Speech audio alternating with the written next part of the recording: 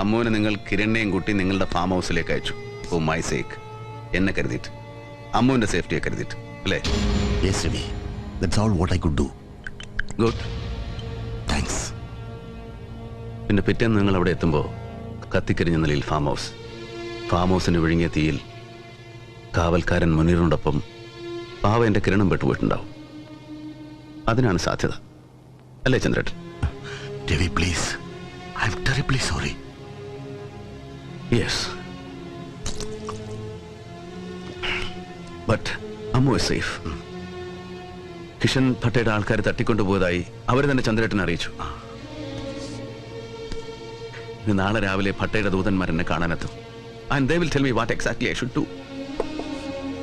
എന്തൊക്കെ എഴുതി കഴിവേറ്റി കൊടുത്താൽ അമ്മുവിനെ ജീവനോടെ തിരിച്ചു കിട്ടുമെന്ന് പഠിപ്പിച്ചു തരും അവരെനിക്ക്, അല്ലേ ചന്ദ്രേട്ടൻ? രവി പ്ലീസ്, അറിഞ്ഞ വിവരങ്ങൾ മുഴുവൻ അങ്ങോട്ട് ധരിപ്പിച്ചു എന്നല്ലാതെ